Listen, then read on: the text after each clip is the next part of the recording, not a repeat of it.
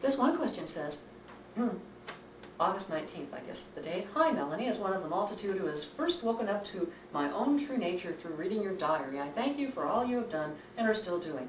You have helped free a great many of us who were enslaved to society's proprieties. I like that. Society's proprieties. By giving us the courage we need to contest them. My question. One of the nice things about being our age, like you, I'm 46, yes I am 46, is that we are old enough to have acquired some wisdom and still young enough to do something with it.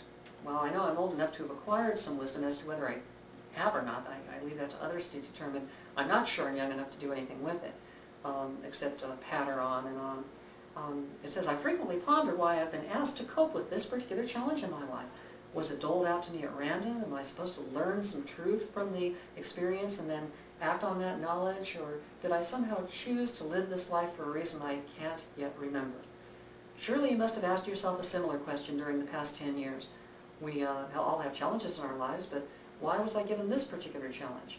In other words, to what end and to what purpose am I supposed to go through this ordeal? We all have different answers to this question, and I would like you to share yours. In retrospect, why do you think you were given this particular challenge to work through? Okay, so we'll answer that question now.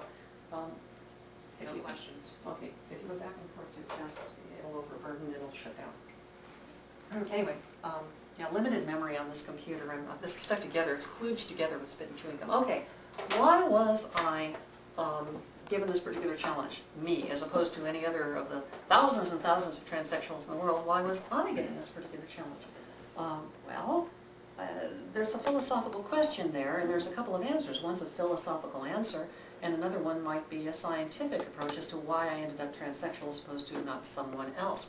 Certainly, transsexualism is a chaotic experience. There's no way of saying that this is going to happen to this particular person. It's something that happens at a certain rate throughout society, but not to any predictable person. So it's just like being struck by lightning or something, or being hit by a car, or perhaps being blessed with a good singing voice, if you look at it as a positive thing.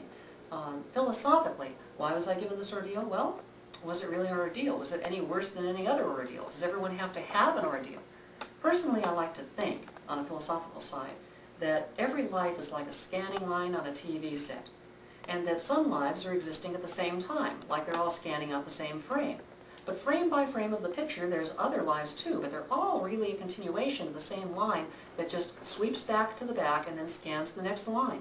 It's that progressive line that is the ongoing consciousness of God, I believe. That's my philosophy. And together, we are existing, coexisting with our own consciousness of God, of which we are on one small part at one small time. The real mind of God is the being who sits back, the awareness that sits back and watches the whole movie play out, so that all of the people who exist at one time and all of the people who exist at all times create the movie that plays out frame by frame, scanning line being one life by scanning line. So my belief is that at some time or another, because we're moving down that single line, every one of us either will be or already has been everyone else who ever existed. I call it co-incarnation. It's kind of cute. It's actually a little silly, but allows me to stop asking the question as to why I was cursed with a particular life or blessed with a particular life. It allows me to say every single consciousness that exists, a little ball of light that's moving up and down these things, and we all have to experience all the lives, and we all have to have the good things and the ordeals. This is just a slight variation from some other life, which is why it needs to be experienced for the entire movie to make sense to the mind of God. So philosophically, there you have it.